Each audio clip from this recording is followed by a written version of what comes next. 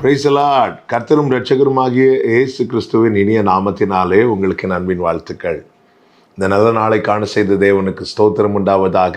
இந்த நாள் உங்கள் ஒவ்வொருவருக்கும் மகிழ்ச்சி நாளாய், ஆசீர்வாதமான நாளாய் கர்த்தர் மாற்றி தருவாராக.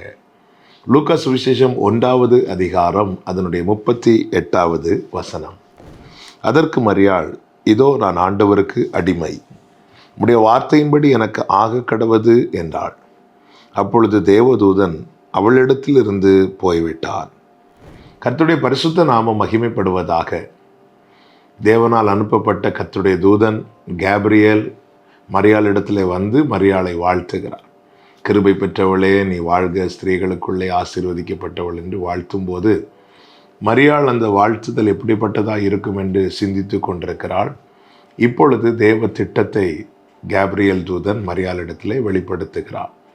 நீ கர்ப்பவதியாகி ஒரு குமாரனை பெறுவாய், அவருக்கு இயேசு என்று பெயரிடுவாயாக என்று தேவனுடைய திட்டம் இங்கே வெளிப்படுத்தப்படுகிறது. ஒருபுறம் இது அதிசயமானதாக இருந்தாலும், அற்புதமானதாக இருந்தாலும், இன்னொரு புறம் மரியாளின் சூழ்நிலை என்பது அவளுக்கு இன்னும் திருமணமாகவில்லை, நியமிக்கப்பட்டிருக்கிறார்கள், இன்னும் திருமணமாகவில்லை. இப்படி இருக்க சமுதாயத்தில் இது ஒரு பெரிய கேள்வி, ஒரு பெரிய நிந்தை, தள்ளப்பட வேண்டிய ஒரு வேதனையான சூழ்நிலைக்குள்ளே கொண்டு போகும் என்பது எல்லாம் அறிந்து கலக்கத்தோடு கேள்விகளோடு இது எப்படி ஆகும் என்று இந்த கேள்வியை முன்வைக்கும் போது கர்த்தரால் அனுப்பப்பட்ட தூதன் சொல்லுகிறார், தேவனால் கூடாத காரியம் ஒன்றுமில்லை. இப்பொழுது வார்த்தை இருக்கிறது, வார்த்தை நிறைவேற்ற கர்த்தர் இருக்கிறார். மரியாள் என்ன செய்கிறார்கள் என்றால், மனுஷங்க என்ன நினைப்பாங்க, சொசைட்டி என்ன சொல்லும், இது எதையுமே பொருட்படுத்தாமல் வார்த்தையும் வார்த்தையை தந்த தேவனையும் கனப்படுத்தி, எனக்கென்று அனுப்பப்பட்ட கர்த்தருடைய வார்த்தை என் வாழ்க்கையிலே நிறைவேற வேண்டும் என்பதற்காக மரியாள் என்ன செய்தார்கள் தெரியுமா? தம்மை அடிமையாக வார்த்தைக்கு முன்பதாக ஒப்பு கொடுக்கிறார்கள். என் வாழ்க்கையில் நீர் எனக்கென்று அனுப்பின வார்த்தை நிறைவேற வேண்டும். இதோ நான் ஆண்டவருக்கு அடிமை, உம்முடைய வார்த்தையின்படியே எனக்கு ஆக கடவது. பிரியமான கர்த்தருடைய பிள்ளைகளே, வார்த்தை நமக்காய் அனுப்பப்படுகிறது. யாக்கோபு கண்ட காட்சி என்ன? தேவதூதர்கள் இறங்குகிறதும் ஏறுகிறதும். இதை தான் யாக்கோபு காண்கிறான். வார்த்தையுமாய் இறங்குகிறார்கள், நம்முடைய அர்ப்பணிப்பை கொண்டு ஏறுகிறார்களா? தூதன் வார்த்தையுமாய் மரியாளிடத்தில் இறங்குகிறான்.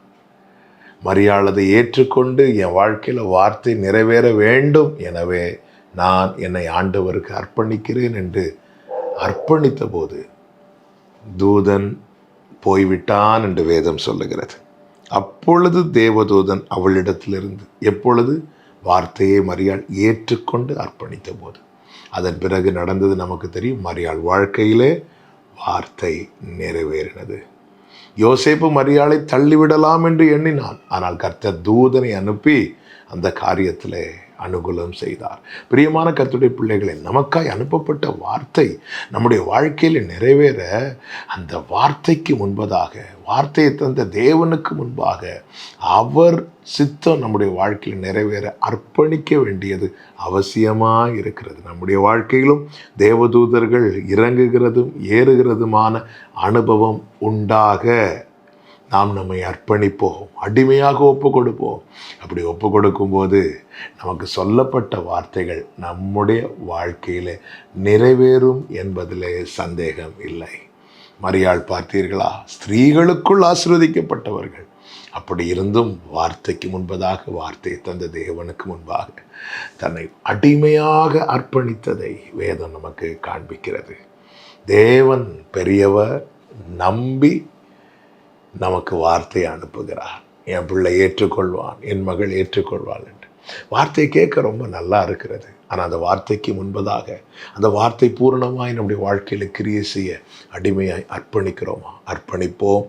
வார்த்தை நிச்சயமாய் நம்முடைய வாழ்க்கையாய் மாறும், நம்முடைய வாழ்க்கையில் நிறைவேறும். ஜெபிக்கலாமா? நல்ல தகப்பனே, மரியாள் வார்த்தை நிறைவேற தங்களை அடிமையாய் அர்ப்பணித்தது போல, ஆண்டவரே, நீர் எங்களுக்கென்று அனுப்பின வார்த்தை எங்கள் வாழ்க்கையில் நிறைவேற எங்களை அர்ப்பணிக்கிறோம். இயேசுவின் நாமத்தில் பிதாவே, ஆமென்.